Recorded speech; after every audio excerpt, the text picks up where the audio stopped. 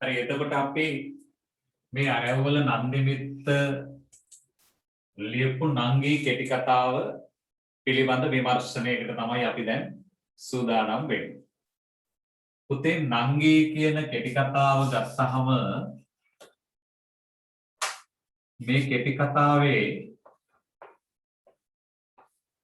තේමාව කොහොමද සකස් වුනේ කියලා අපි එදා බැලුවා. කුඩා කාලයේදීම දෙමාපියන් අහිමි වුණු දරුවන් දෙදෙනෙකුගේ පැවතුණු සහෝදර සෙනෙහස ගැන තමයි මේකෙන් මූලිකව ප්‍රකාශ වුනේ කියලා අපි ඉගෙන ගත්තා. එතකොට ඒක තමයි පළවෙනි අදහස ලෙස අපි දැක්කේ. තේමාව. ඊළඟට කෙටි කතාවේ දෙවෙනි කාරණේ අපි ඉගෙන ගත්ත දරුවනි වින්‍යාසය කියන එක ආකෘතිය.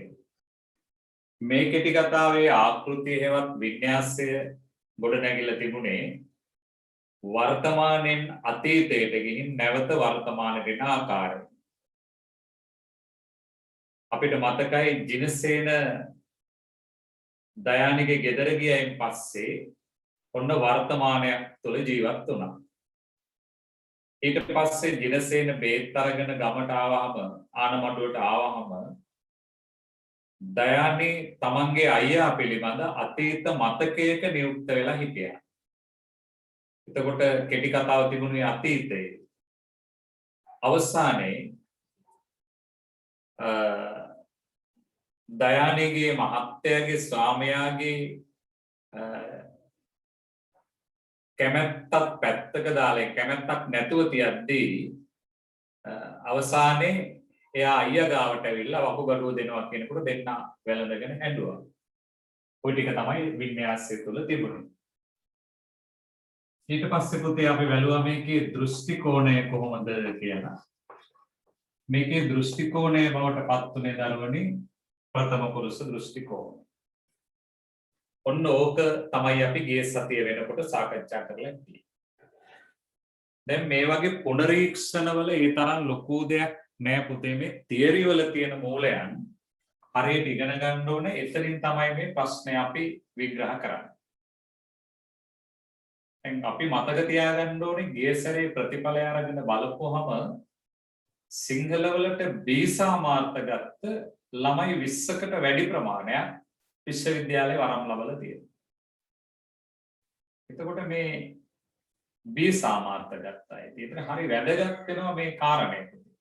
එතකොට මේ අපි කල්පනා කරාට දැන් මේ භාෂාත්මක විෂයක වටිනාකම කොච්චරද කියන එක තේරෙනවා. ඒකේ යම්කිසි ලකුණු මට්ටමක් ඉස්සල්ලාගේ කොහොමද තියෙන්නේ කියන එකක් ගැන අවබෝධ කරගන්න පුළුවන්. එතකොට ඒ හින්දා මේවා ක්‍රමානුකූලව අධ්‍යයනය කරන්න. ඊට පස්සේ අපි අද මේ කෙටි කතාවේ විග්‍රහ කරන්න බලාපොරොත්තු වෙන්නේ චරිත. මේ කෙටි කතාවට පාදක වන චරිත. කෙටි කතාවට උපයෝගී වූ උපයුක්ත වූ චරිතයන්ගේ ලක්ෂණ විමර්ශනය කරලා බලපුවම පුතේ ඒ චරිත කීපයක්ම හඳුනා ගන්නට පුළුවන්. එකක් තමයි අපිට පේනවා දයානි කියන චරිතය. දයානි ප්‍රධානම චරිතය. එයත් එක්ක සම්බන්ධ වුණු ඊළඟ චරිතය තමයි ජිනසේන. ජිනසේන චරිතය. ඒ චරිත දෙක තමයි මූලිකව අපට කතා කරන්න තියෙන්නේ. අපි ඉස්සරලාම දයානිගේ චරිතය ගැන සලකා බලමු. දයානි කියලා කියන්නේ පුතේ ඉගෙනීමෙහි දක්ෂ, ඉගෙනීමට දක්ෂතාවයක් පෙන්වපු කෙනෙක්. ඒ වගේම තමයි ඇය යහපත් බිරිඳක්.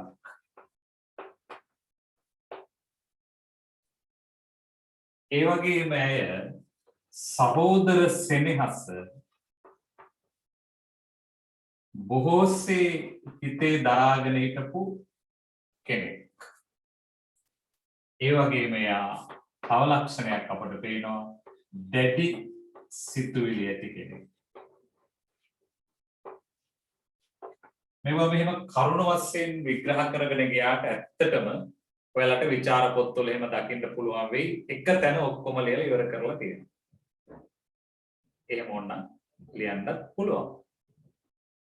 නමුත් අපි මේ කරුණු ටික එකින් එකකට විග්‍රහ කරගත්තාම ටිකක් ලස්සනයි පාඩම් කරන්න.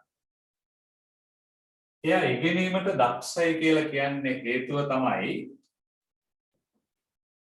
අම්මයි තාත්තයි දෙන්නම මැරෙනවා. මේ දරුවෝ මේ දයානි අපිට දකින්න පුළුවන් වෙන්නේ තුන්වෙනි දරුවා ප්‍රසූත කරන්න ගිහින් අම්මා මැරුණු වඩු කාර්මික ශිල්පියෙක් වුණු තාත්තා වහලයකින් වැටිලා මිය ගියපු කුඩා දැරියක් විදිහට. දැන් පිරිමි දරුවෙකුට අම්මයි තාත්තයි අහිමි වුණාම ජීවත් වීම සම්බන්ධව තීරණාත්මක සාධක නැහැ. එයාට ඒ පරිසරය තුල පවතින්නට පුළුවන්. එහෙත් පුතේ දියණියකට තමන්ගේ ජීවිතේ තීරණාත්මක සම්දිස්ථාන පසු කරගෙන ගමන් කරනකොට මාතෘ සෙනෙහස කියන එක ඉතාම සමීප අවශ්‍යයි. ස්ත්‍රියක පිරිමියෙකුගේ රැකවරණය පතනවා. පිරිමියෙකුගේ සුරක්ෂිතතාවයට ඇයට වටිනවා. ඒ අතර විවාහයට යනතුරු තාත්තා හරි වැදගත් චක්‍රයක් වෙනවා. ඒ නිසා එයාට මේ දෙකම අහිමි වුණා. නමුත් දුෂ්කර විදිහට එයා ඒ කාර්යය කළා.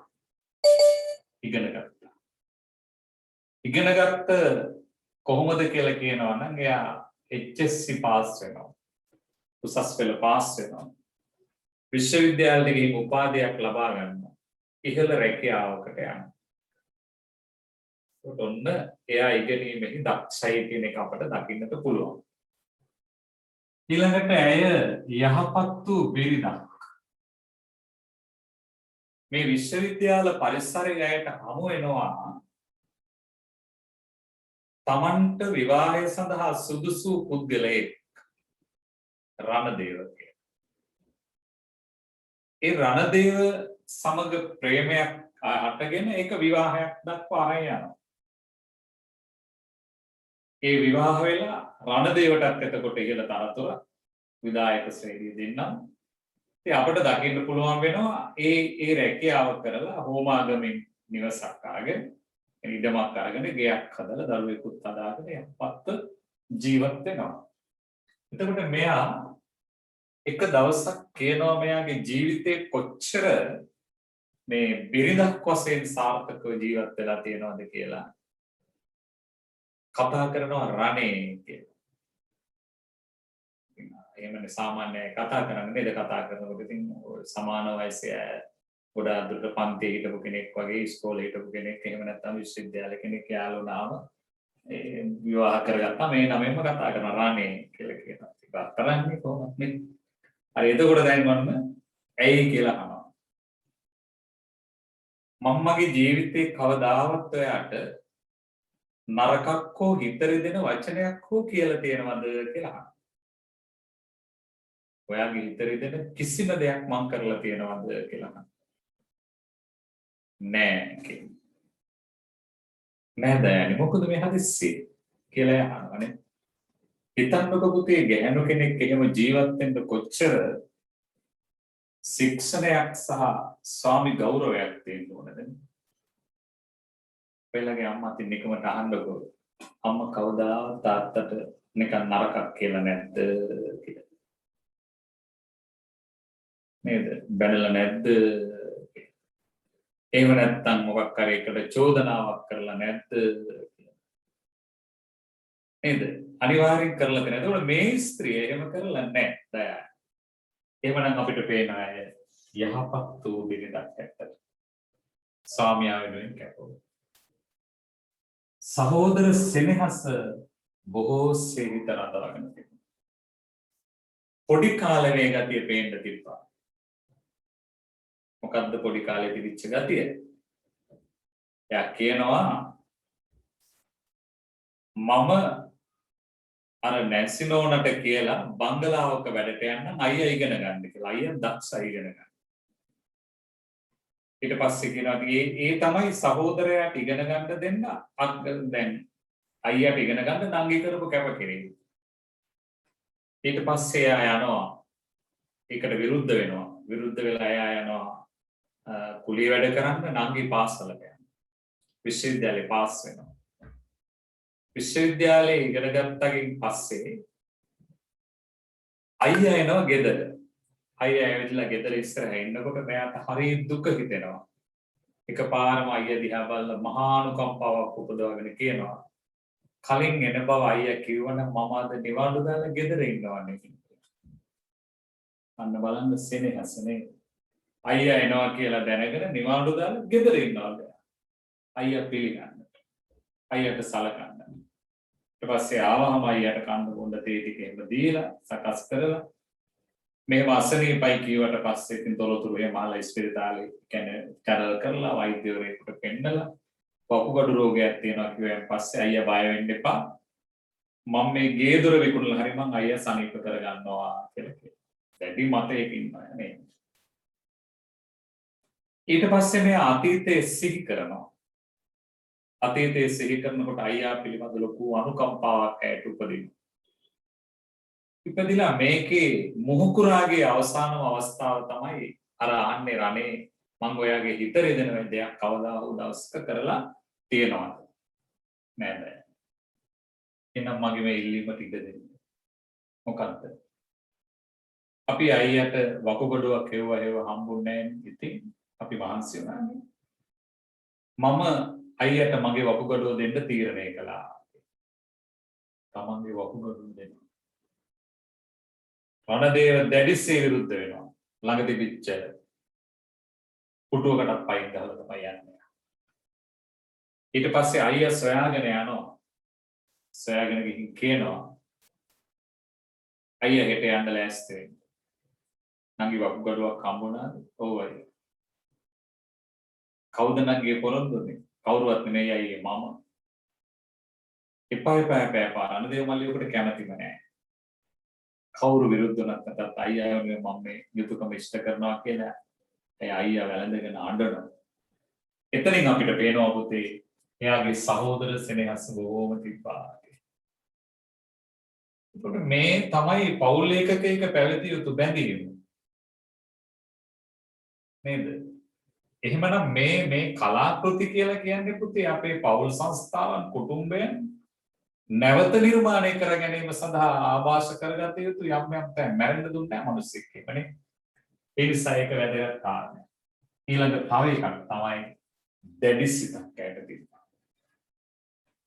එයා කියනවා ඉන්න ගේදොර විකුණලා හරි අයියාගේ අසනීපය මං සුව කරනවා කියලා. මහන්සි වුණා බෑ. ස්වාමියා විරුද්ධ වුණා. එයා නෙමෙයි කවුරු විරුද්ධ වුණත් මට මේක කරන්න වෙනවා. අයියා විතරක් අකමැති වෙන්න එපා. හෙට යන්න ලෑස්ති වෙන්න කියලා. වකුගඩුව දෙන්න තීරණය කළා.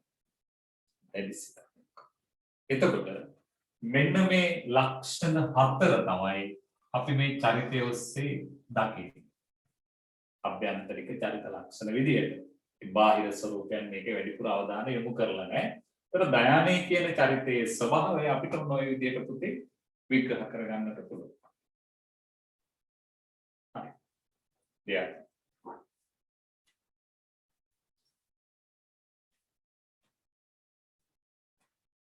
කෙටි කතාවට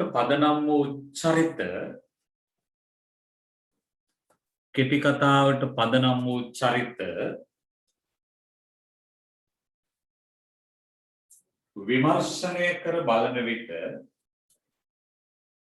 විමර්ශනය කර බලන විට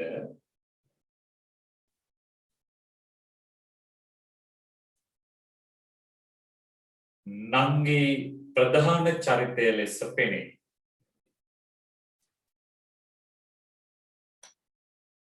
නංගි ප්‍රධාන චරිතය ලෙස පෙනේ.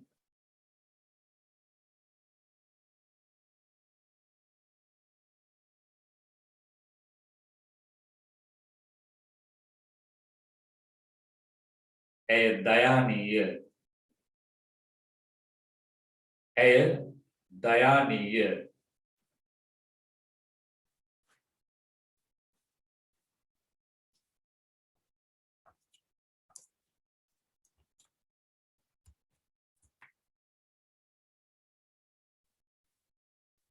ඇයගේ චරිතය ආශ්‍රයෙන්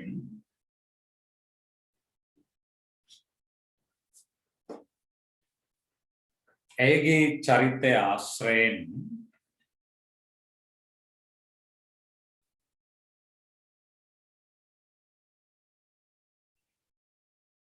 හඳුනාගත හැකි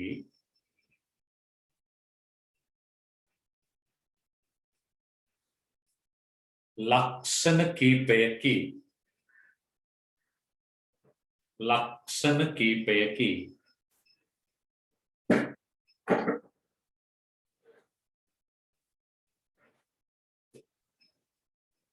ඒ අතර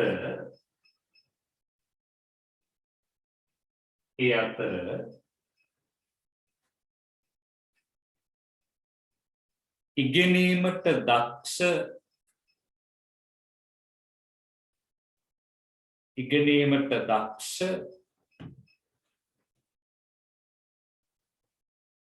කාන්තාවක බව පෙනේ.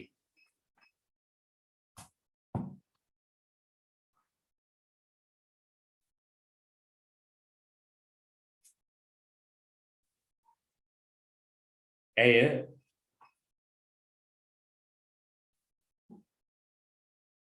HSC කියලා තමයි ඒ කාලේ කියලා තියෙන්නේ.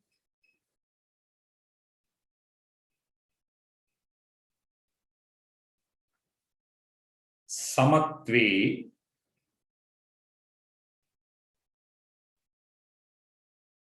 විශ්වවිද්‍යාලයට ගියාය.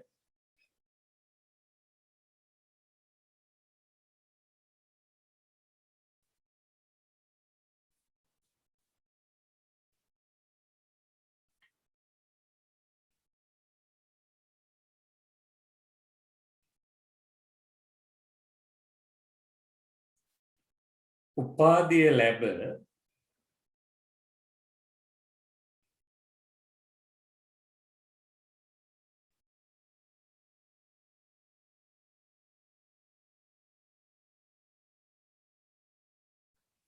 උසස් රැකියාවක් ලැබුණ අය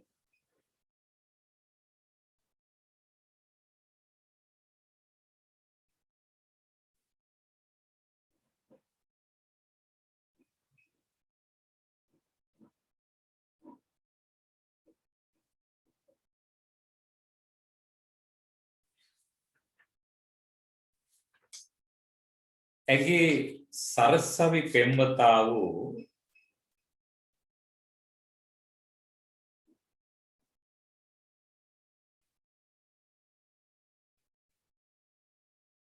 රණදේව සමග විවාහ වී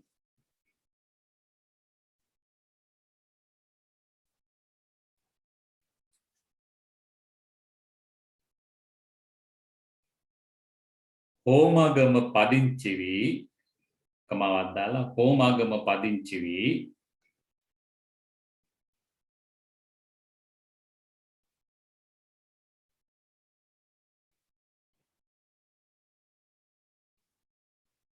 ඔවුන්ගේම ජීවිතයක් ගොඩනැගුවේය.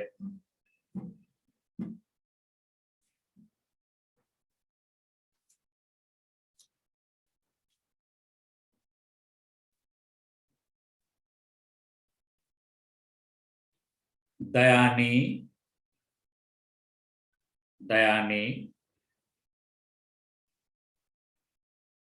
යහපත් බිරිඳක විය.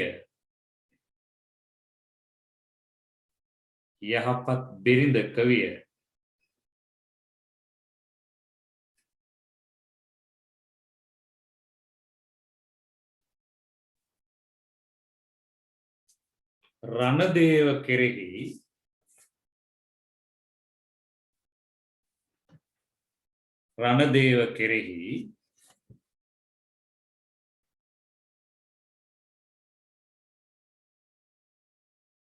ආදරයෙන් ජීවත් විය.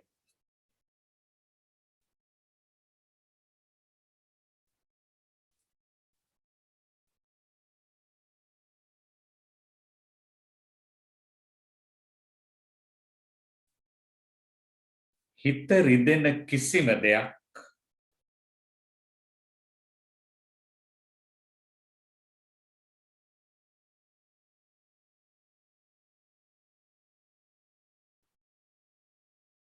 නොකල බව තහවුරු වෙයි.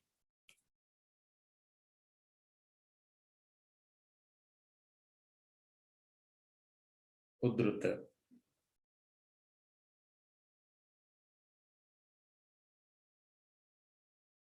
අපි දෙන්න කසාත බැඳ දවසේ ඉඳලා අපි දෙන්න කසාත බැඳ දවසේ ඉඳලා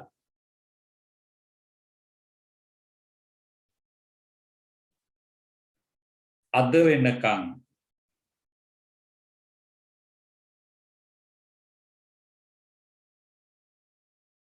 ආදරයෙන් ජීවත් වුණා. ආදරයෙන් ජීවත් වුණා.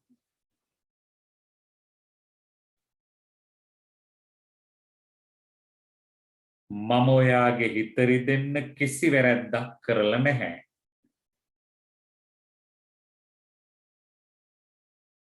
මම ඔයාගේ හිත රිදෙන්න කිසි වැරැද්දක් කරලා නැහැ.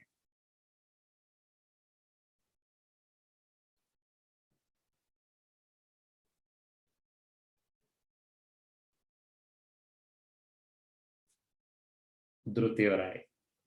යනාදී ලෙස පැවසුවාය.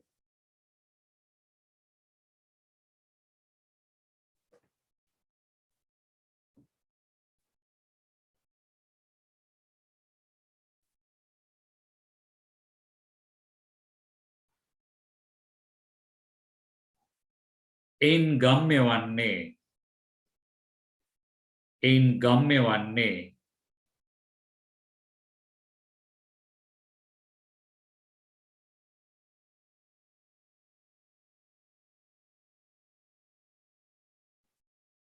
ඈ යහපත් බිරිඳක ලෙස දිවිගෙවූ ආකාරයයි.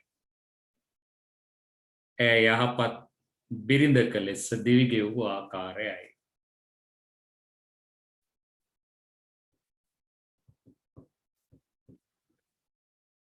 දැන්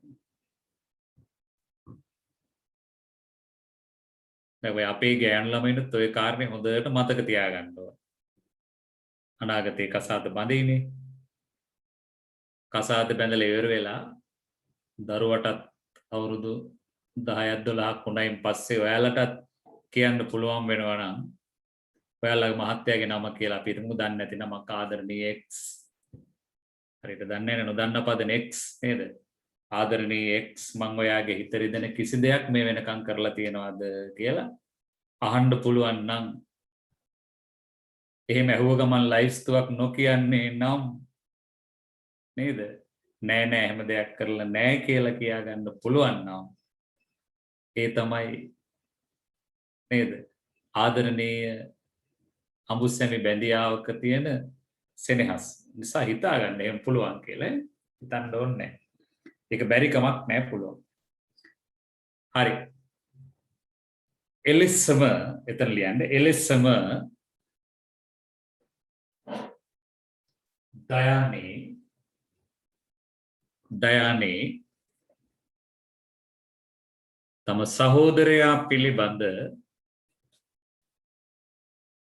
තම සහෝදරයා පිළිබඳ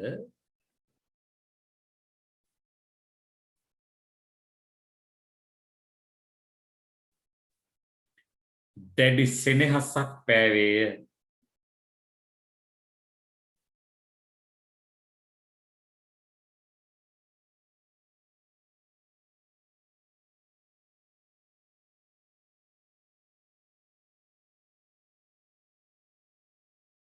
අයියා තම නිවසට පැමිණි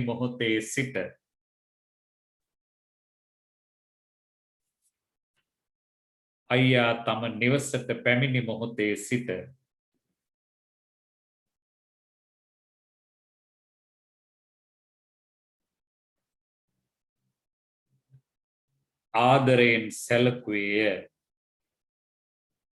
ආදරයෙන් සැලකුවාය.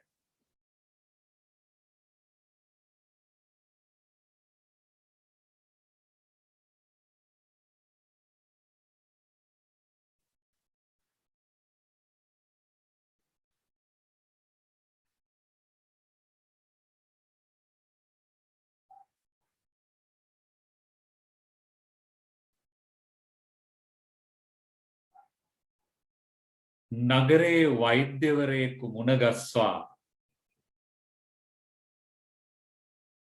නගරේ වෛද්‍යවරයෙකු මුණගස්වා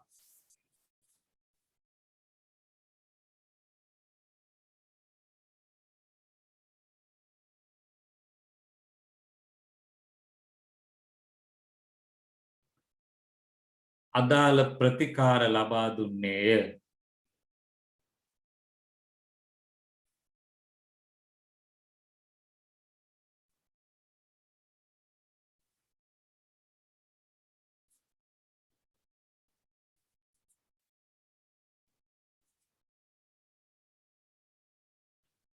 වකුගඩුව සොයා බොහෝසේ වෙහෙසුනේය.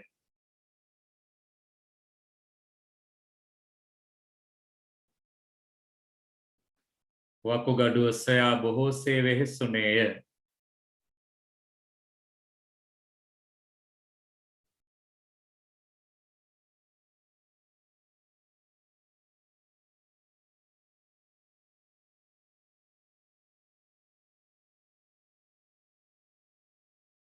අවසානයේ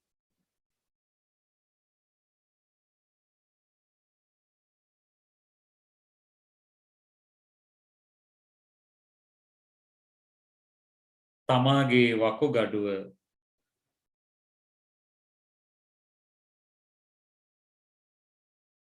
අයියා වෙනුවෙන් ලබා දීමට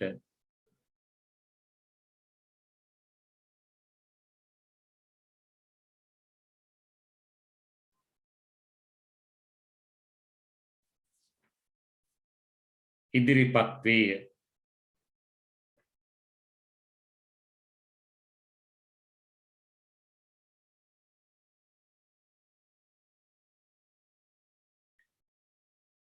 උද්ෘත වෙන කවුරුවත් නෙවෙයි අයියේ මම. වෙන කවුරුවත් නෙවෙයි අයියේ මම.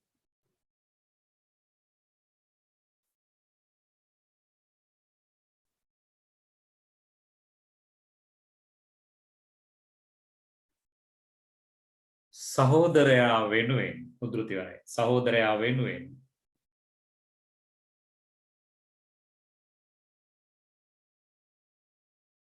බොහෝසේ පරිත්‍යාගශීලී වන්නට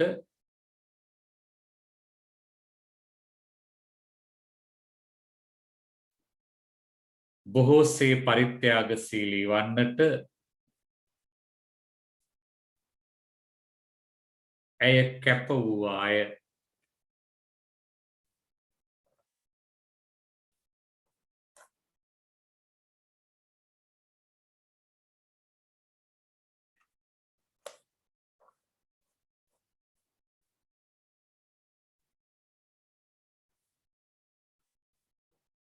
දයාමීගේ චරිතය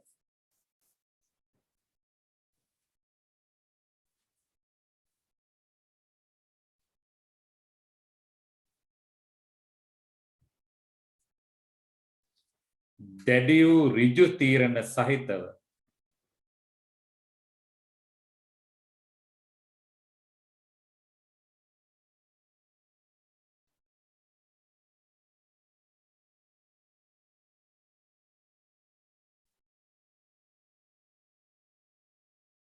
හැසිරෙන්නීය.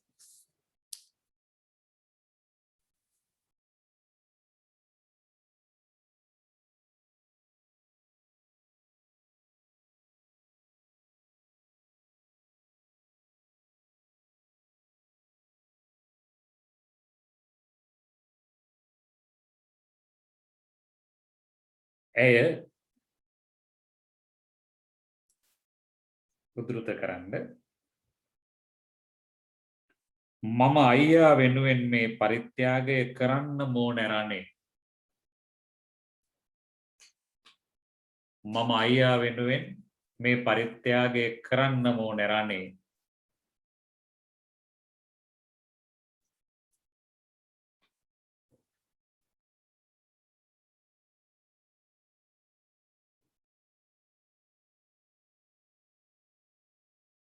උද්ෘතයවරයි.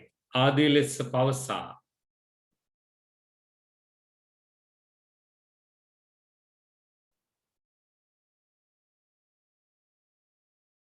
රණදේවගේ විරුද්ධත්වය නොසැලකීය.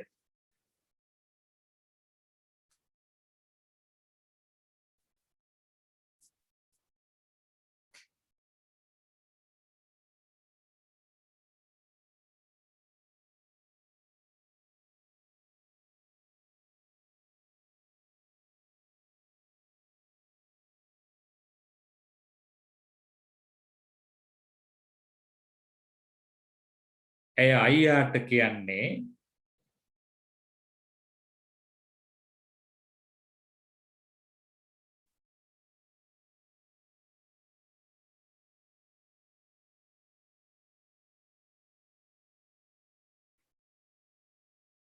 එයා විරුද්ධ වුණත් වෙන කවුරු විරුද්ධ වුණත්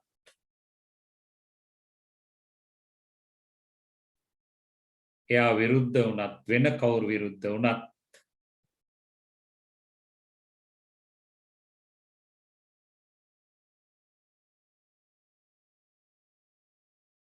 මම කරන මේ පරිත්‍යාගය වළක්වන්න පුළුවන් කමක් නැහැ. මම කරන මේ පරිත්‍යාගය වළක්වන්න පුළුවන් කමක් නැහැ.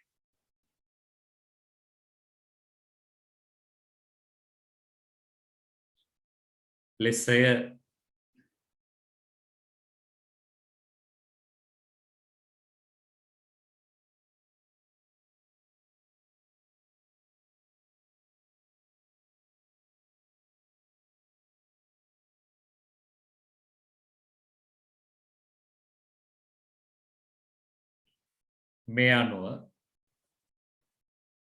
මේ අනුව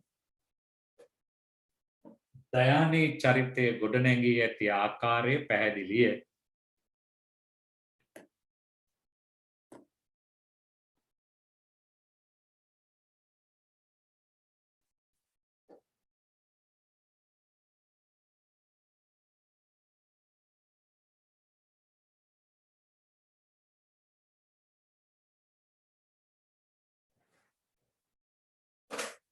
හරි පුතේ, එතකොට ඊට පස්සේ මේ ජිනසේනගේ චරිතය අපි සලකා බලමු ටිකක්.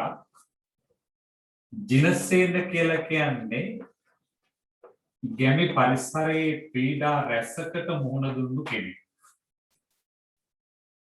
හරි. ඊළඟට තමාටත් වඩා නංගී පිළිබඳ සහෝදර සෙනෙහසක් පැවතුණු කෙනෙක්. ඔය කාරණා ටික තමයි අපිට පේන්නේ. අම්මයි තාත්තයි දෙන්නම මැරෙනකොට වැඩිමහල් සහෝදරයා විදිහට නංගී අරබයා එයා කුලී වැඩ කරන්න පටන් ගත්තා. ගිනි මද්දහනේ බයිස්කලේ අරගෙන පුත්සයිකලේ අරගෙන පැද තව නංගිත් ගෙදරට ගෙන ඇවිදින් ඇරලා බොහෝ දුක් විඳිනවා. අප්‍රමාණ දුකක් විඳිනවා.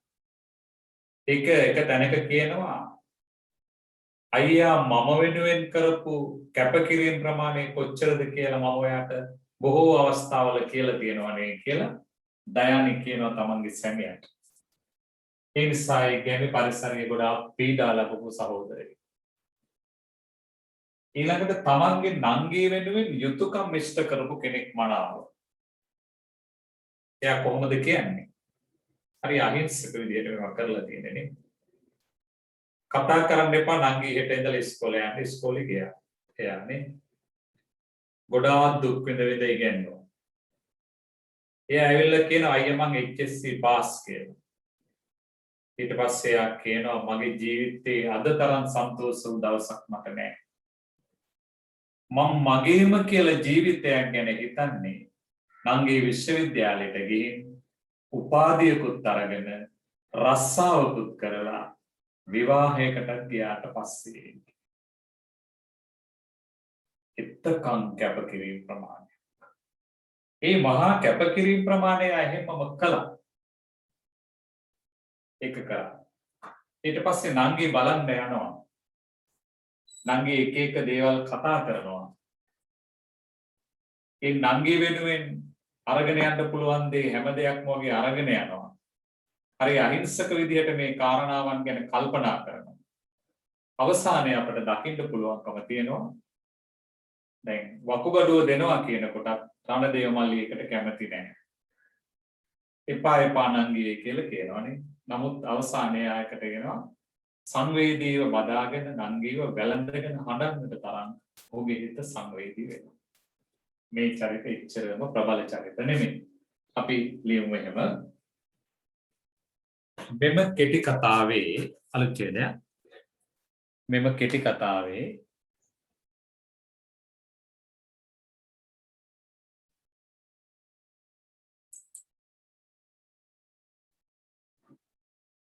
තවත් එක් චරිතයක් ලෙස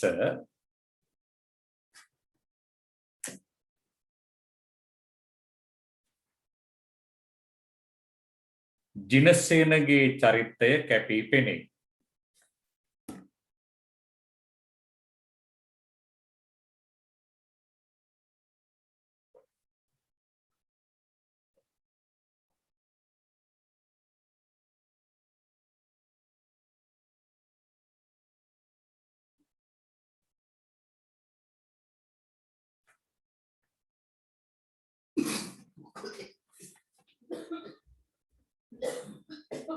ජිනසේනගේ චරිතය කැපී පෙනේ.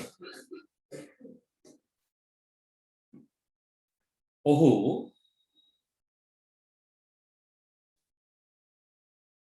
දයානේගේ වැඩිමහල් සහෝදරයාය.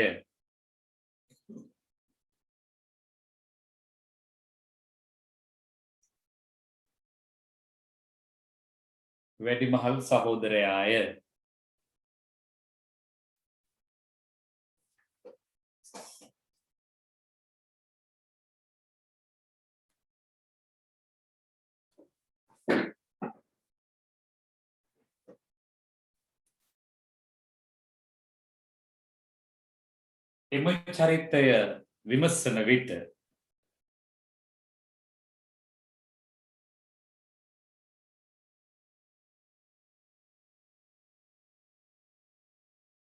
එම චරිතය විමසන විට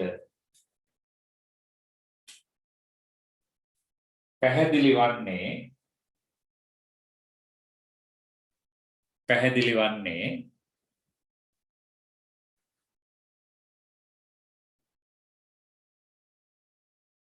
ගැමි සමාජයේ ජීවත් වූ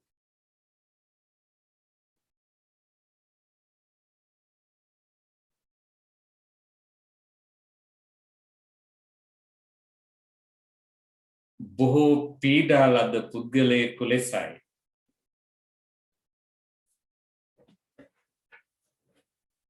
බොහෝ පීඩා ලද පුද්ගලයෙකු ලෙසයි.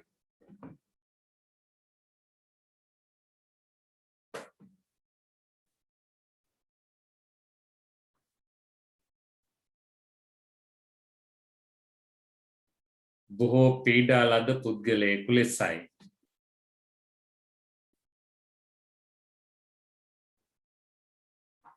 මාපියන් අහිමි වූ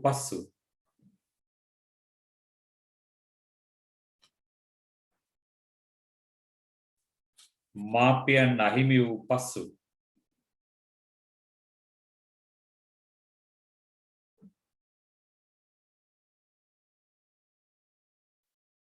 නංගීගේ වගකීම් සිය උර මතට ගෙන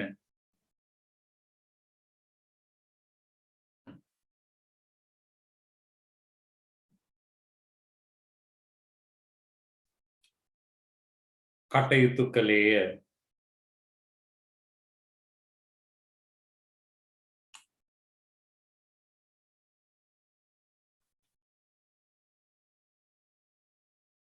කුලී වැඩ කළේය.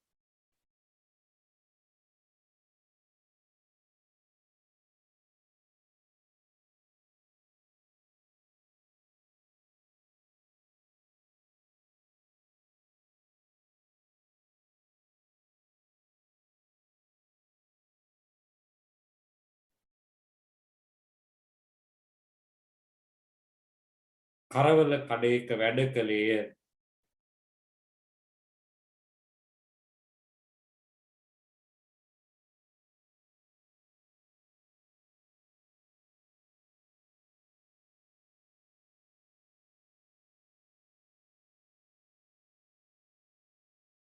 එහෙත් අවංකව සේවය කළේය.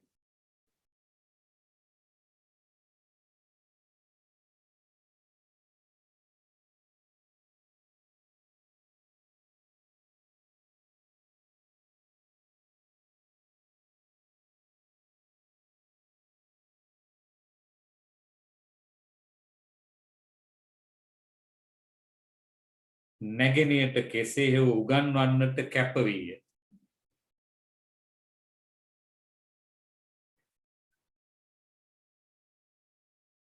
නැගෙනයට කෙසේ හෝ උගන්වන්නට කැප වීය.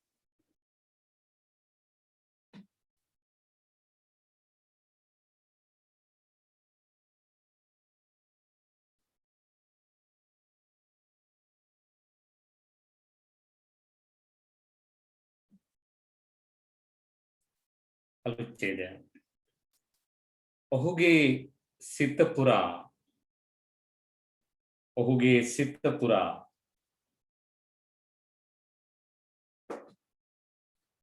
සහෝදර සෙනෙහස පැතිරී තිබුණි.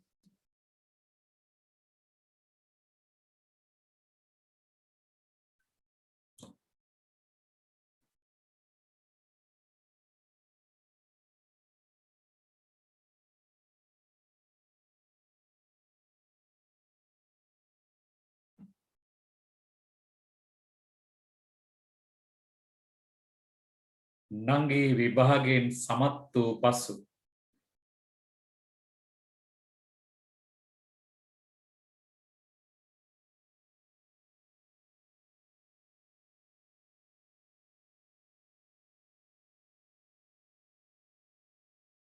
උද්ෘත මගේ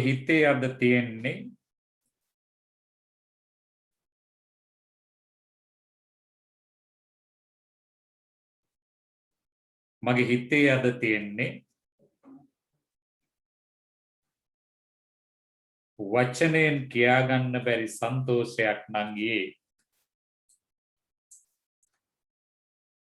වචනයෙන් කියාගන්න බැරි සන්තෝෂයක් නංගියේ.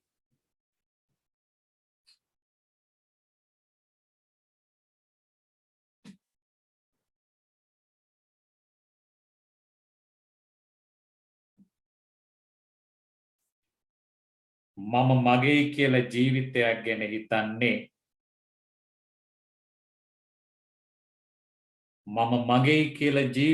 ගැන හිතන්නේ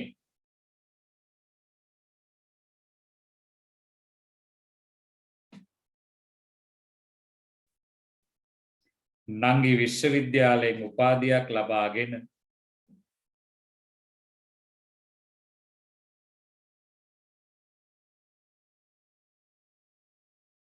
රස්සාවකට ගිහිල්ලා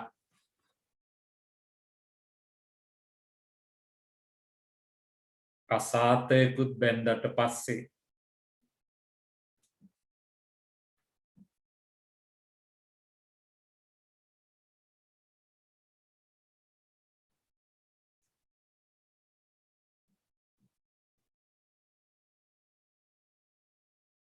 උද්ෘතයවරයි. කසාතයකුත් බැන්දට පස්සේ එසේම සිදුවිය.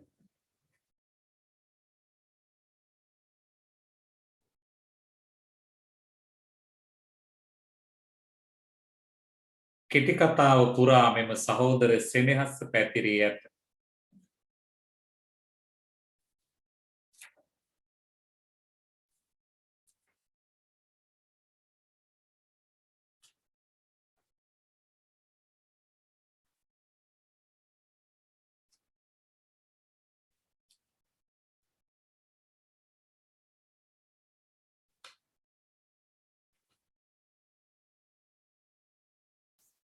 අනෙකුත් චරිත සියල්ල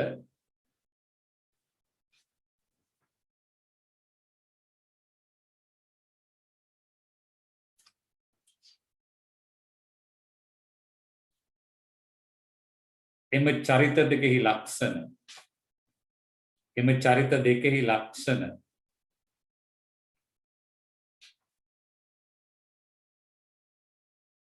ඔපවත් කරන්නට යොදා තිබේ.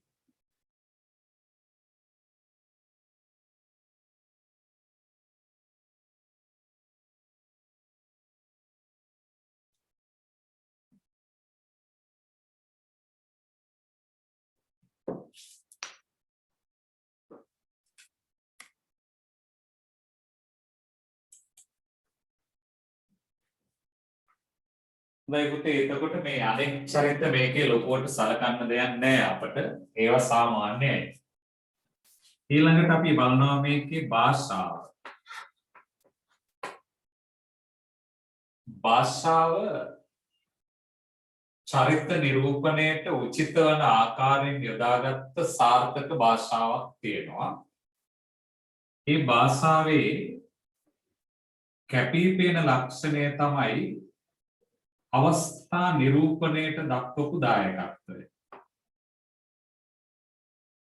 දැන් ආරම්භයේම පරිච්ඡේදය අපිට කෙටි කතාව කියවපුවම පේනවා දයානීගේ දුව භද්‍රා අම්මාට පසුපසින් පටි දෙකක් සහිත බෑග් එක පිටේ එල්ලගෙන කොළ පාට බෑග් එක පාත් වෙලා අර මුළු ගමනම හරි අපහසුයෙන් ගමන් කරන ආකාරය. නෑ ඇත්තටම මේ වර්තමාන පාසල් ශිෂ්‍යයන්ගේ උසස් පෙළ දෙනකොට නෑ ඒක. නිකන් 7 8 9 10 වගේ පොඩි හැදෙන දරුවන්ගේ කොන්දවල් කැඩෙන්න තරම් මේ පොත් බෑග් ලොකුයි අපේ. ඒ වගේ බර දාගෙන දුවන්නවත් බෑ. ඒ නිසා අපිට දකින්න පුළුවන් මේ අවස්ථාවන් මවනවා. දෙදෙනා වැළඳ ගන්න ආකාරය පේනවානේ. ඊළඟට චරිතවල ස්වභාවය කියන්නේ මේවා යොදාගෙන තියෙනවා. චරිතවල ස්වභාව අවස්ථා රූපණ ගොඩක් තියෙනවා තව. චරිතවල ස්වභාවයන් කියන්නේ මේකේ යොදාගෙන තියෙනවා. ඒකත් වැදගත්. දැන් ওই අවස්ථා නිරූපණයක් විදිහට තවර දෙන්නා වැළඳගෙන අඬන්නේ අවසානයේ. අන්න ඒ වගේ දේවල් අපිට ගන්න පුළුවන්. චරිතයක ස්වභාවය. ඒ කියන්නේ ඔයා විරුද්ධ වුණත් නැතත් මට මේක කරන්න වෙනවා කියලා නේ. ඒ වගේ අරතෙන් චරිතවල ඇතුළාන්තේ පවා හෙලි කරන්න සමත් වෙනවා. ඊළඟට මේකේ අවසාන කාරණයට අපි යමු පුතේ. මොකද්ද මේකේ ජීවන ආදර්ශය?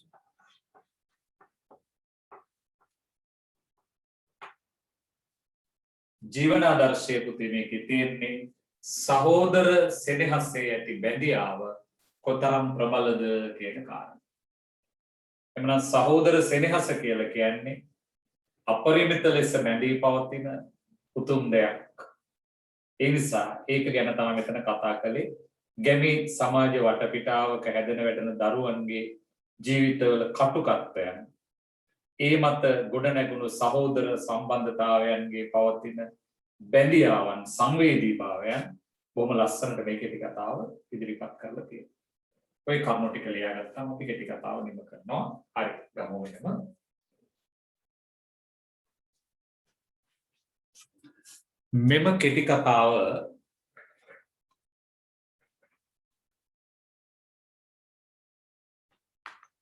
මෙම කෙටි කතාව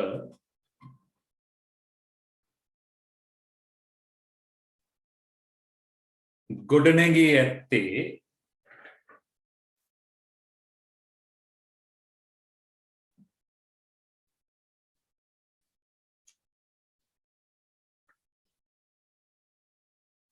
පාඨකයා පීඩාවට පත් නොකරන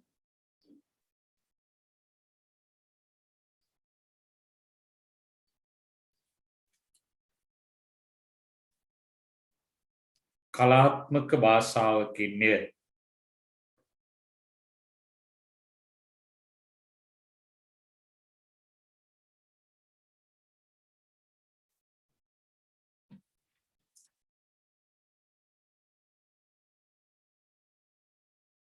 විශේෂයෙන්ම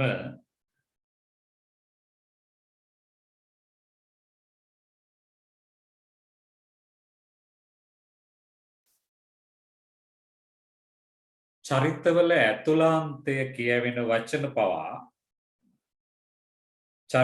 ඇතුළාන්තය කියවෙන වචන පවා මෙහි ගොඩනැගී ඇත.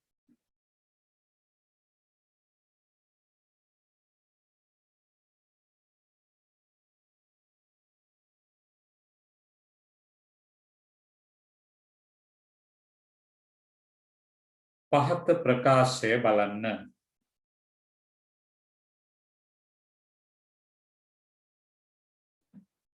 පහත ප්‍රකාශය බලන්න.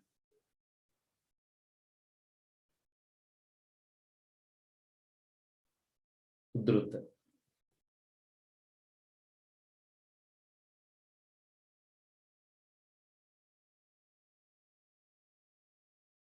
අයියා මොනවද මේ කියන්නේ? අයියා මොනවද මේ කියන්නේ?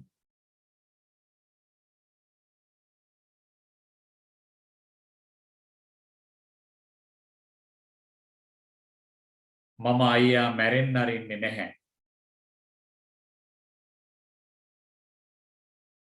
මම අයියා මැරෙන්න අරින්නේ නැහැ.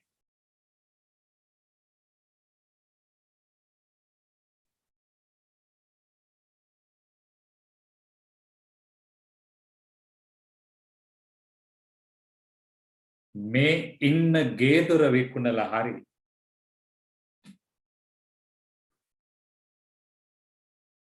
මේ ඉන්න ගේ දොර විකුණලා හරි.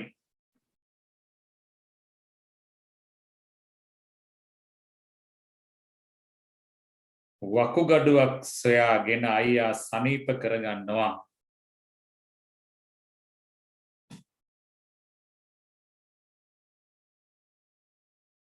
වකුගඩුවක් සොයාගෙන අයියා සනීප කරගන්නවා.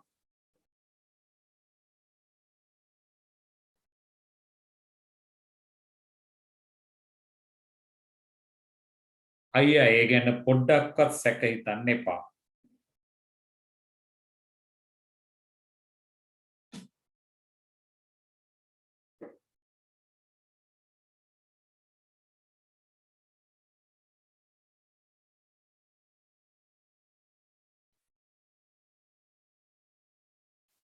උද්ෘත ඉවරයි. චරිතයේ දැඩි ස්වරූපය මෙයින් කියවෙන අතර චරිතයේ දැඩි ස්වරූපය මෙයින් කියවෙන අතර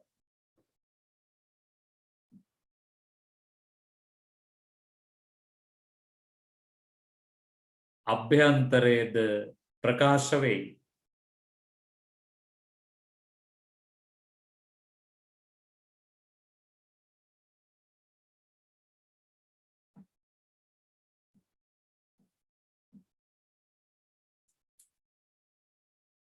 අවස්ථා නිරූපණයද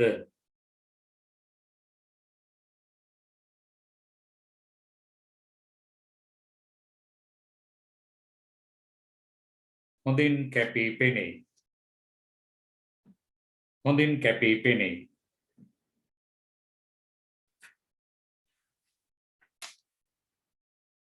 ජිනසේන හා දයානේ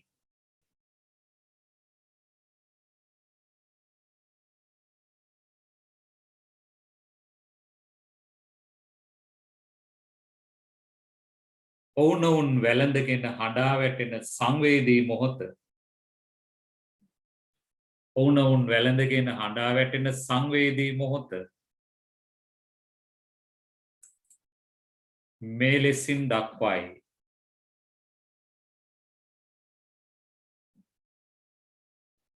උද්ෘත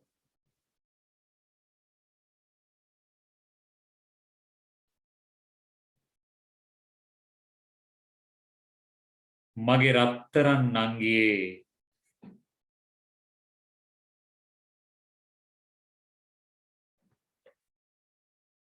මගේ රත්තරන් නංගියේ මගේ රත්තරන් නංගියේ දෑත් දිගු කරගෙන ඉදිරියට පැමිණි ඔහු දෑත් දිගු කරගෙන ඉදිරියට පැමිණි ඔහු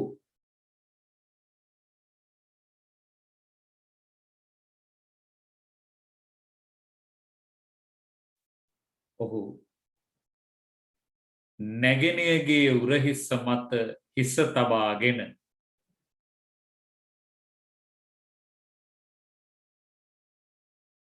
නැගෙනයගේ උරහිස්ස මත හිස තබාගෙන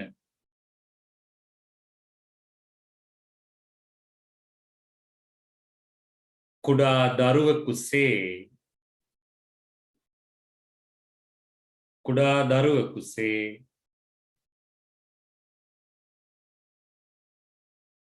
ඉකිබිඳ හඬන්නට වූයේය. ඉකිබිඳ හඬන්නට වූයේය. නිදසුන්ය. උද්ෘති වරයි නිදසුන්ය.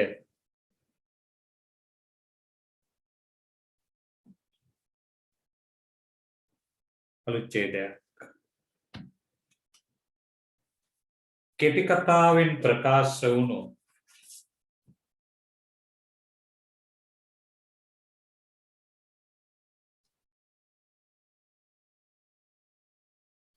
කෙටි කතාවෙන් ප්‍රකාශ වුණු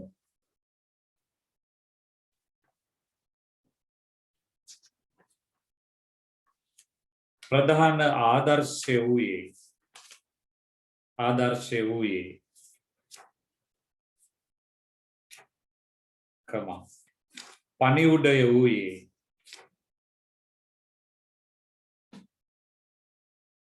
පණිවුඩය වූයේ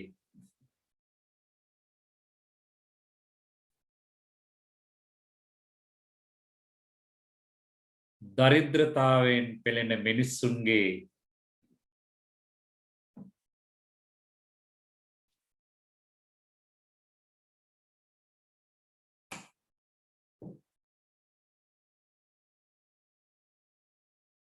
සංවේදී ජීවිත පිළිබඳ අවධානය යොමු කිරීමයි.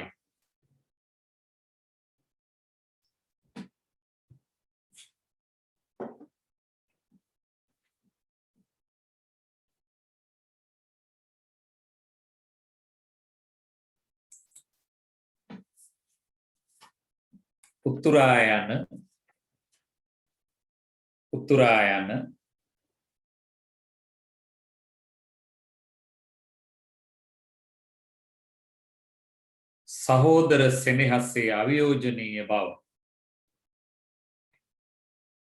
සහෝදර සෙනෙහසේ අවියෝජනීය බව දැක්වීමයි.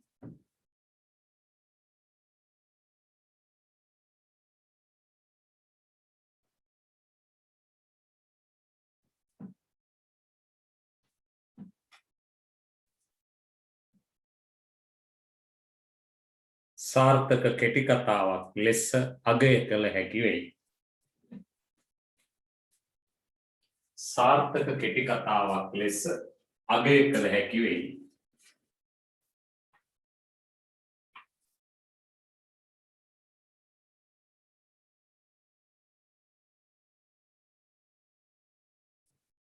හරි. මේ කෙටි කතාව පිළිබඳ අපේ විමර්ශනය ඔතනින් ඉවරයි. ඊළඟට පුතේ අපි බලමු දැන් නංගී කෙටි කතාවේ තේමාව බවට පත් උනේ මොකක්ද? කුඩා කාලයේ සිටම දෙමව්පියන් අහිමි වූ සහෝදරයෙකුගේ සහ සහෝදරියකගේ ජීවිතයේ පැවති සහෝදර බැඳීම සෙනෙහස දරිද්‍රතාවයේ සමග වින්‍යාසයේ මතකයි අපිට අතීතයට ගිහින් වර්තමානයට ආපු කෙටි කතාව චරිත භාෂාව ඒ වගේ මූලික ලක්ෂණත් එක්ක වැදගත් වුණු කරුණු කීපයක් අපි දැන් ওই කෙටි කතාවට පාදක කරගත්තා.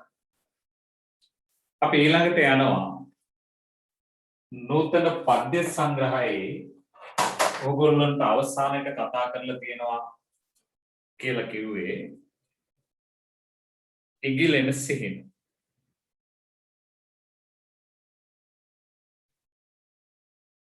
ඔය දරුවෝ ඉගිලෙන සිහින පැත්තට යන්නේ.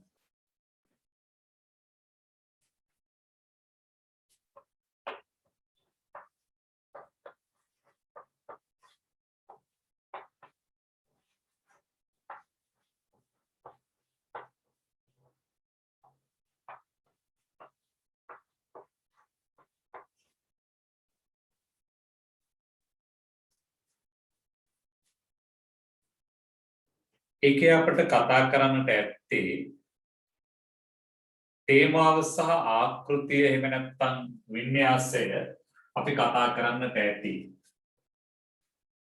ඒකට තේමාව වෙලා තියෙන්නේ කැදල්ලක තනිව වැඩුණු කුරුළු පැටවාට ඒ පරිසරයට ප්‍රවේශ වීම සඳහා තිබිච්ච ආසාව සපුරා ගැනීම. ආකෘතිය විදිහට මේක අපිට දකින්න පුළුවන් වෙන්නේ සඳස් සම්ප්‍රදාය. ඒ තුලේ කවි කීපයක් අපි ගත්තා. දැන් පුතේ මේකේ භාෂාවේ ලක්ෂණ ටිකක් අපි අරගෙන බලමු.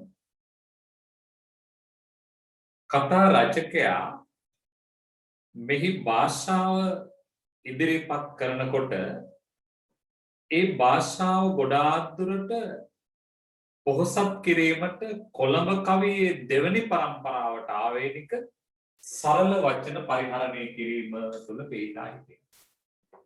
සරලයි මේ වචන ගොඩක්. කොළඹ කවියේ දෙවැනි පරම්පරාව ලියපුවා ගොඩාක් දුරට එහෙම. දැන් බොහෝ අවස්ථා තියෙනවා අපිට වාර්තාමය ගුණයක් තමයි පෙන්වන්නේ. ඒ කියන්නේ ওই කාල සීමා වෙනකොට ප්‍රඥා ගෝචර ළමුන් නෑ වැඩි සමාජයේ. ඒ ප්‍රියතාවයක් දක්වන ප්‍රඥා ගෝචරව හැදුණු වැඩුණු පුද්ගලයන්ට වඩා නීරසදී රස විඳපු පිරිසක් හිටියා.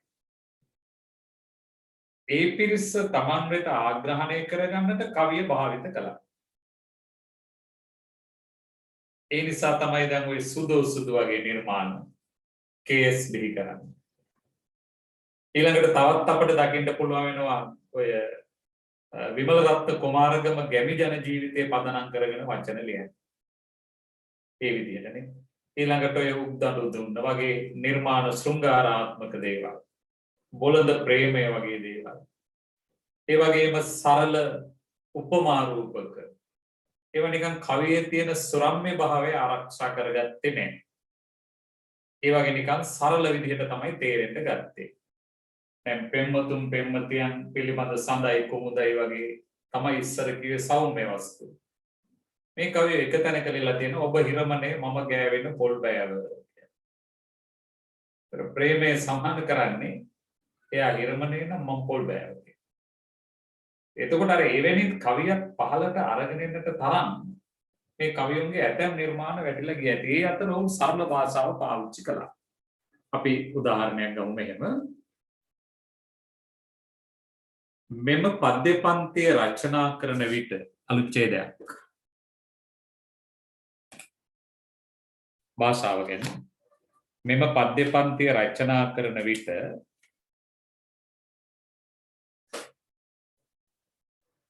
කොළඹ කවියේ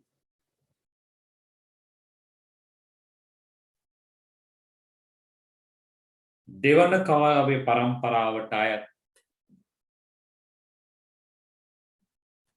දෙවන කාව්‍ය පරම්පරාවට අයත්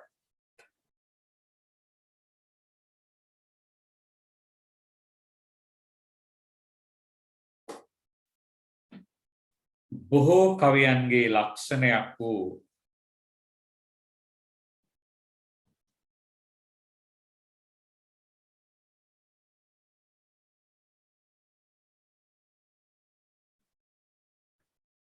සරල වචන ඔස්සේ අදහස් පැවසීම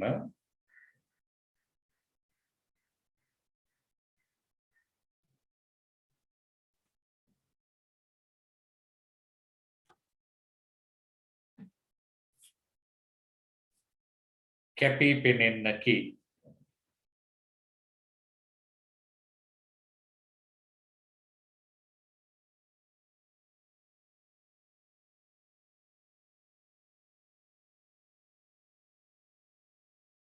උද්දෘත කරන්න.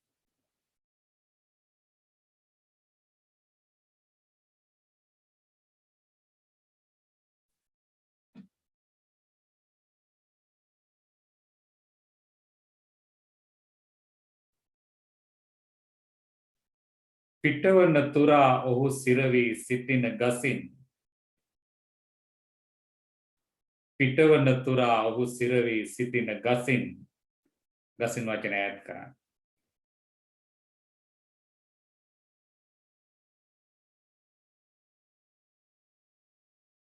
ඉගිලෙන සිහින පිටමන් කළ නොහැක සිටින් හිසින්නේ ඉගිලෙන සිහින පිටමන් කළ නොහැක හිසින්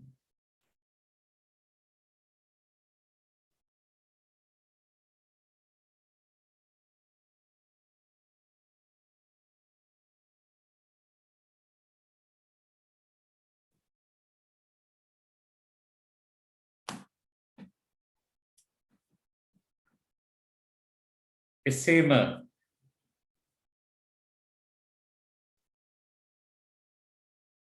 නිදහසේ පියවන්නට සිතන කුරුල්ලාගේ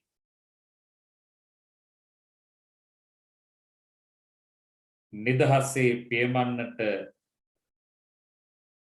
සිටින කුරුල්ලාගේ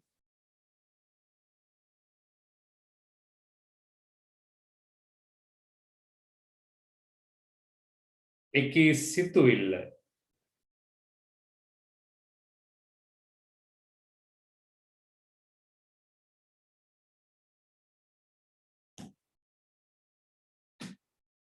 නිතර නිතර යොදමින්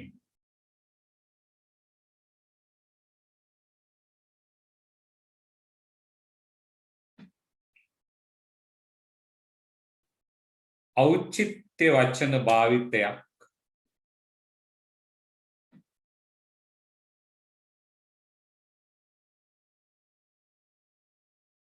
ඖචිත්‍ය වචන භාවිතයක් භාෂාවේ පවතින බව පෙනේ.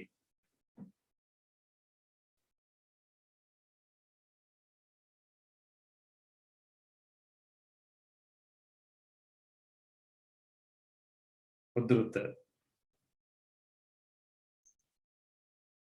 පහලට ලියන්න යන්න.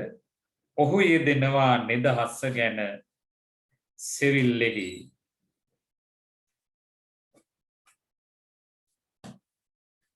ඔහු යෙදෙනවා නිදහස ගැන සෙවිල්ලෙහි. ඔහු යෙදෙනවා නිදහස ගැන සෙවිල්ලෙහි.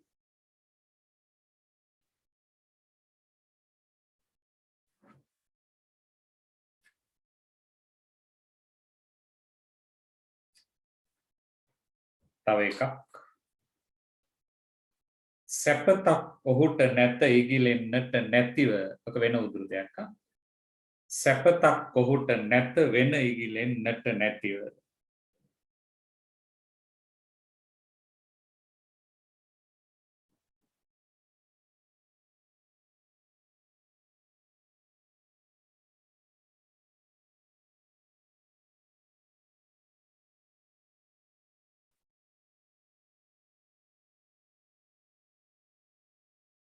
තව එකක්.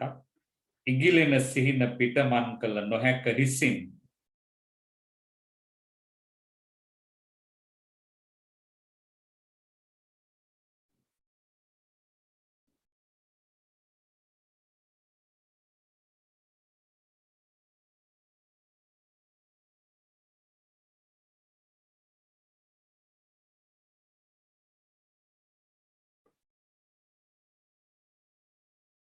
එමෙන්ම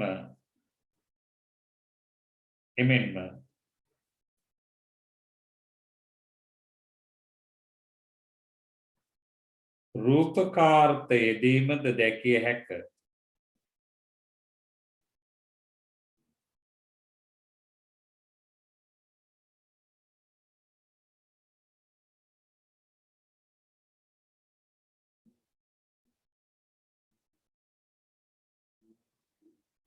කුරුල්ලන් ආදරයෙන්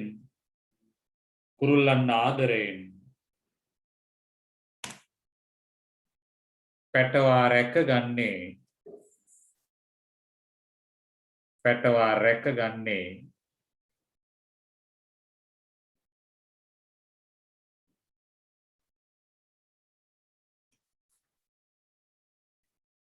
ඇද්දල තුල ඇති ගජමුතු විලසින්ය.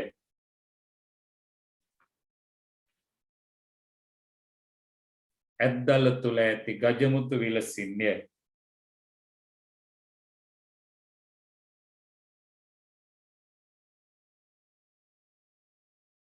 උද්දෘත.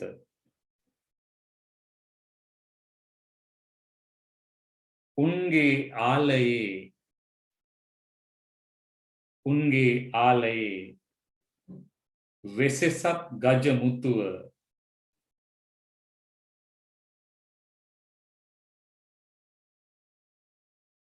උන්ගේ ආලයේ වෙසෙසත් ගජමුතුව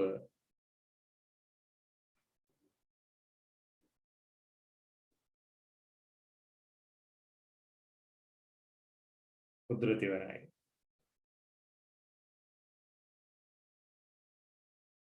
ආදී अलंकार रूपक යොදා ඇති බව පෙනේ.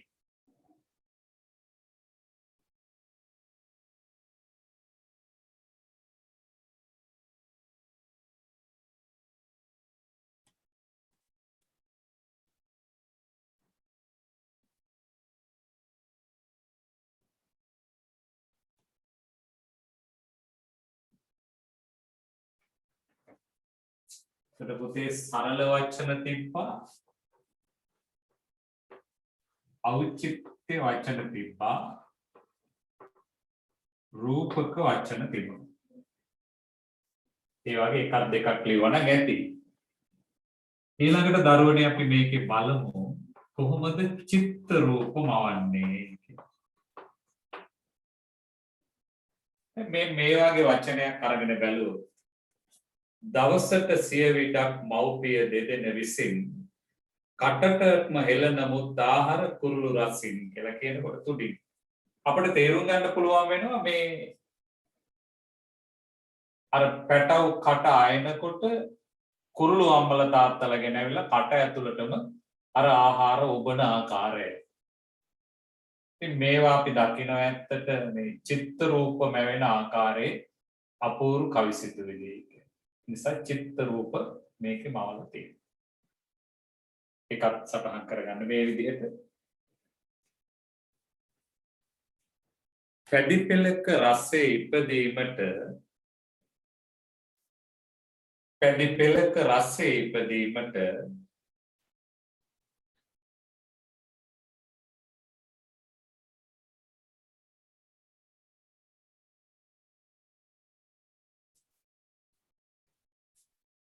චිත්ත රූප හේවත්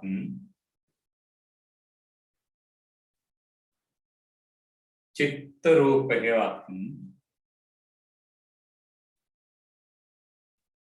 සංකල්ප රූප මැවීම සංකල්ප රූප මැවීම කැපී පෙනේ.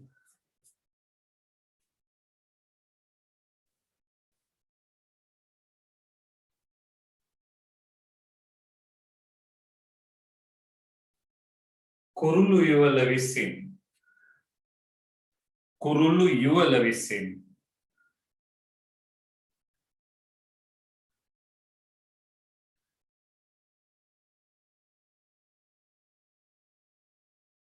සිය පැටවාට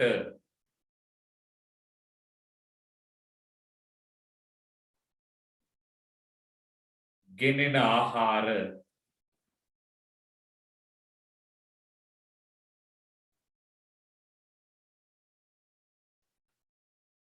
කටටම හෙළන බව අප දැක ඇත.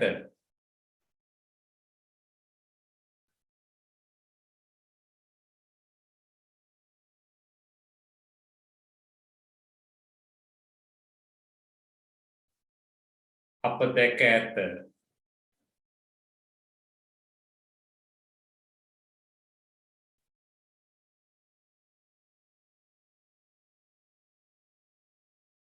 එවැනි අවස්ථාවක්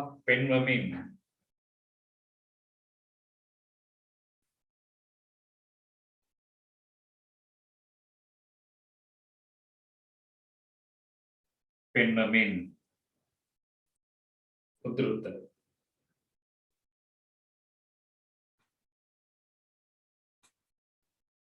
දවසට 100 වරක් මව්පිය දෙදෙන විසින්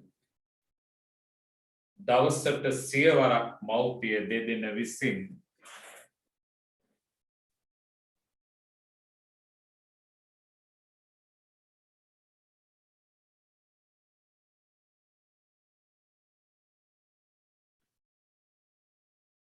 කටටම හෙළ නමුත් ආහාර කුරුළු රසින්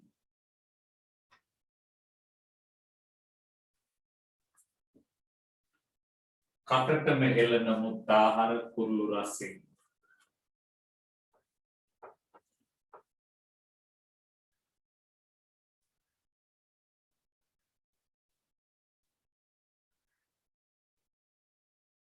යන වදනම නිදසුන්ය.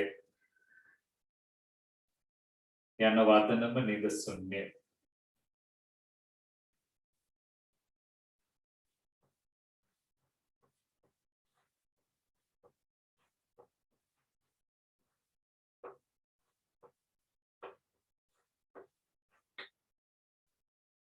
ඊළඟ පුතේ අනුභූතියේ පවතින විශ්වසනීයත්වය මේ අදහස සහ අදහස් ඉදිරිපත් කරන ආකාරයේ පවතින පිළිගත හැකි බව කොහොමද කියලා බැලුවොත් අපිට තේරුම් ගන්න පුළුවන් මේක අත්දැකීම සාර්ථකයි.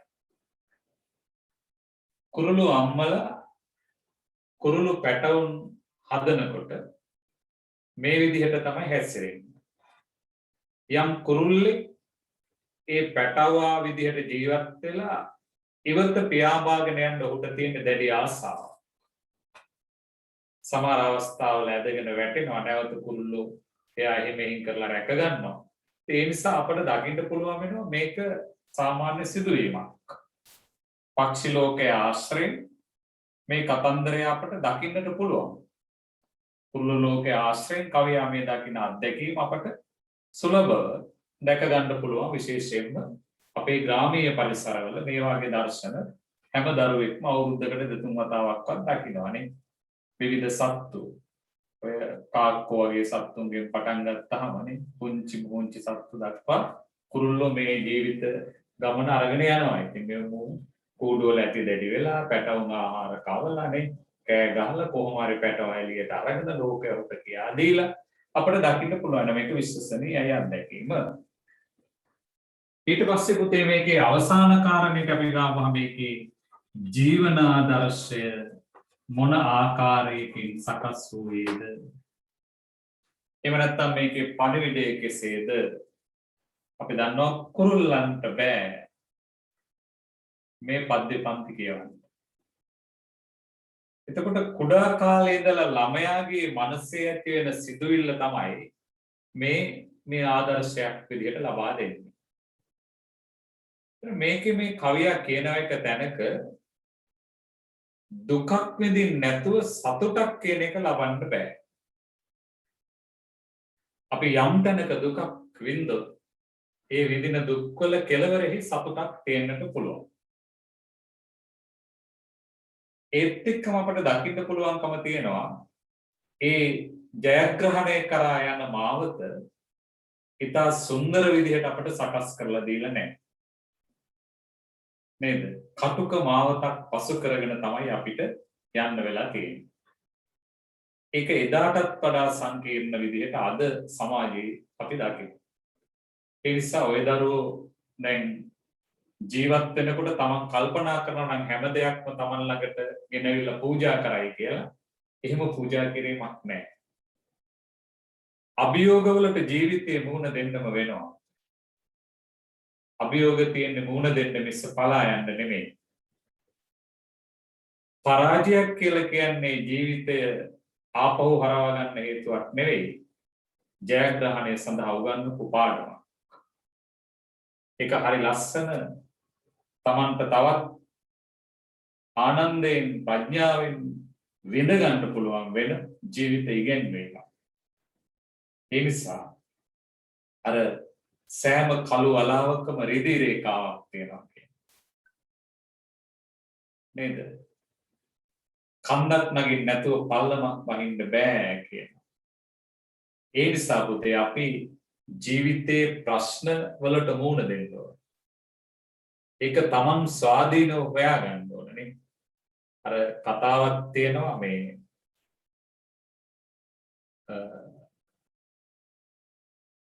ලබා දෙන කෙනෙක් විසින් පරිත්‍යාග කරන රුපියල් 100ට වඩා සපයාගත්ත සතේ වටිනවා කියලා. ඒ නිසා අපි කල්පනා කරන්න ඕනේ අපේ ජීවිත හදාගන්න වෙන්නේ අපිටමයි. ඒ සඳහා ජීවිතවලට මුහුණ දෙන්නත් ඕනේ. මුහුණ දීලා අභියෝග අපේ ජීවිතයේ එක කොටසක් කරගෙන ඉස්සරහට යන්න. නේද? ජීවිතය කියන්නේ බොහෝම තැම්පත්ව ගලා යන සරල රේඛාවක් නෙමෙයි. ජීවිතය කියන්නේ කඳුමුදුනෙන් මුහුද සොයාගෙන යන ගංගාවක් වගේ අභියෝග රසකට මුහුණ දීලා යන්න ඕනේ. හැබැයි බාධක දෙක ආපසු නොහැරී ඒ බිඳ ජයග්‍රහණය කරාම යන ගඟක් විදිහට අපිත් යන්න කල්පනා කරන්න ඕනේ. නිසා මේවා මේ නිකන් සාහිත්‍ය පොතපතට අරගෙන විභාගෙට අරගෙන පැත්තකට යන්න එපා. නේද? අපි නොහිතන පුදුමාකාර අභියෝග ජීවිත කම්කටොළු දුක් පීඩා සංතාප උපදින තැන් අපේ දරුවන්ට බොහෝමයක් තියෙනවා. අන්න ඒ වගේ තැන්වල Taman පසුගාමී පරාදීන මානසිකත්වකින් කල්පනා කරන්නේ නැතුව මේක පොදු උරුමයක්. මේ අභියෝගය ජයගත යුතුයි. ඒක මා කෙසේනම් ලබම්ද කියලා කල්පනා කරන්න ඕනේ. හොඳයි. ඉතින් ඒ වගේ දේවල් මේ නිර්මාණ තුල සරලව අපිට කියලා දීලා තියෙනවා. කුරුළු පැටවා කියලා කියන්නේ Taman කියලා කල්පනා කරන්න. දැන් නම් ඉතින් පැටව නෙවෙයි නිකන් නේ. නාමර කුරුල්ලෝ කිරිල්ලියෝ. ඉතින් ඒ ගැටලු එහෙමයිනේ. මුණ දෙන්න වෙනවා. අරකට වැඩියෙන් දැන් ගැටලු ගොඩක්. එඳ ජීවිතේ මුණ දෙන්නවා. ප්‍රශ්න ජය ගන්නවා. හොඳයි එහෙනම් ওই සටහන ලියලා නිම කරලා අපි අද දවසට හිමි පාඩම නවත්තමු. අපිට ඊළඟ දවසේ අපි සූදානම් වෙමු පූජාවලිය කොටසට. පූජාවලියට ලෑස්ති වෙමු. පූජාවලිය පොත හොයාගෙන ඔයගොල්ලෝ කියව ගන්න වෙයි. අපේ ගිය සැරේ හිටපු දරුවෝ ඉන්නවනම් එයාලට මේකේ කොටසක් මම මුද්‍රණය කරලා දීලා තියෙනවා. පුළුවන් නම් පූජාවලිය එහෙම නැත්නම් නිර්දේශ පොත් තියෙනවනේ පුරාතන ගද්‍ය සංග්‍රහය. ඒක අරගෙන කියවලා බලන්න. අපි පූජාවලිය පූර්ව විවරණත් එක්කෙමු. නිබන්ධන බොහෝ විට PDF කරලා යවන්නම්. ඒක අපි ඔයගොල්ලන්ට ඒවා ලබා ගන්න විදිහ කොහොමද කියලා දන්වලා යවන්න. හරි. පන්ති ගාස්තු පුතේ ආයතන විසින් දැනුම් දෙයි.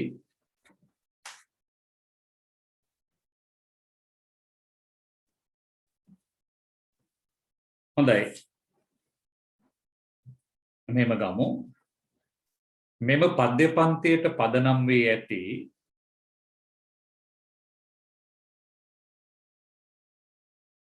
මෙම පද්‍ය පන්තියට පදනම් වී ඇති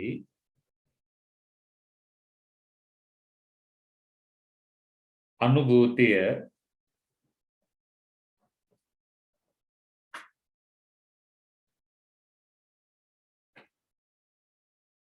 විශ්වසනීය වෙයි.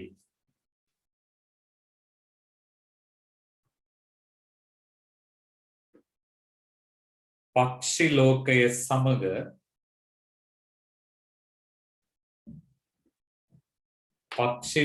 සමග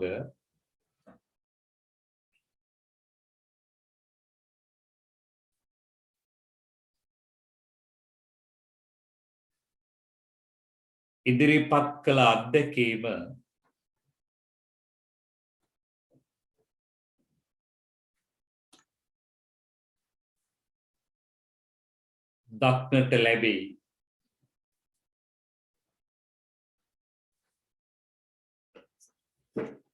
දක්නට ලැබේ. මෙයින් සමාජයට ලබාගත හැකි ජීවනාදර්ශය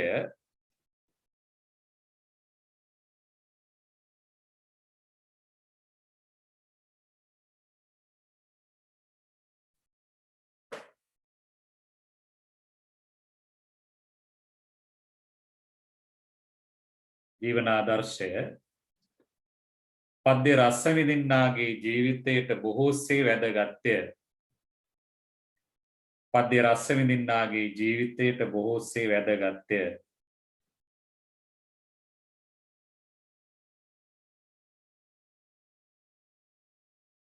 උද්දෘත කරන්න. සටනක් නැතිව සැපතක් ඇතිවිය නොහැක. සටනක් නැතිව සැපතක් ඇතිවිය නොහැක. තවරුල් 3ක් තියමු.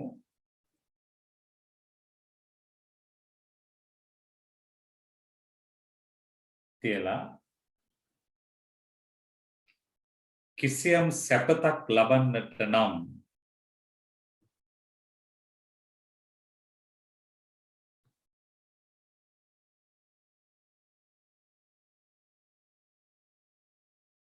ඒ උදෙසා බලවත් අරගලයක නියුක්ත විය යුතුය.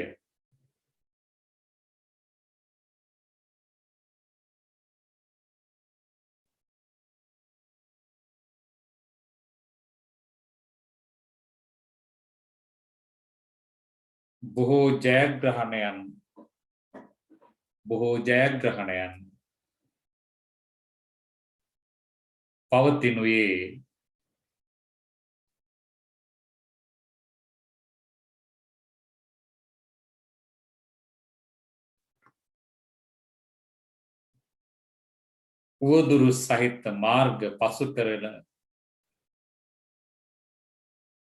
උවදුරු සහිත මාර්ග පසු කරන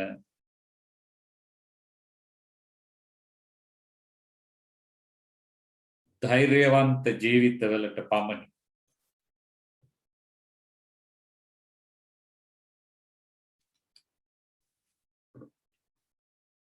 ඒ සඳහා කලාත්මක අවබෝධයක්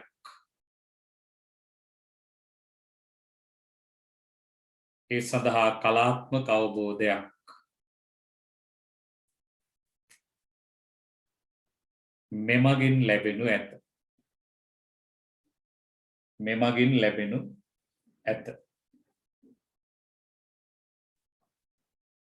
මෙකරුණු විමසීමේදී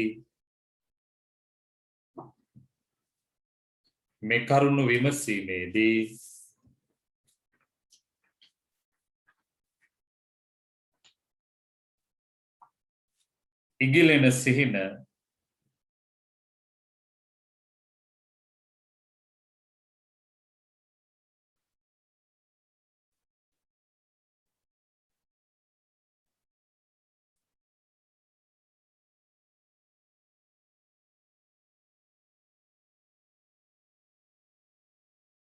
සාර්ථක පද්‍ය පන්තියක් බව පැහැදිලි වෙයි.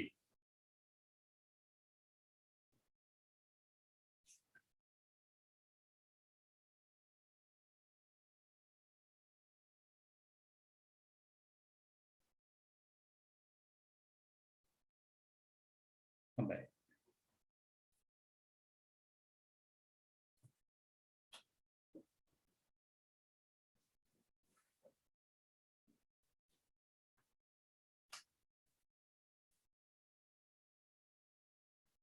එතකොට පුතේ ඔය කොටසින් අපේ අද පාඩම නිම කරන්නට පුළුවන්.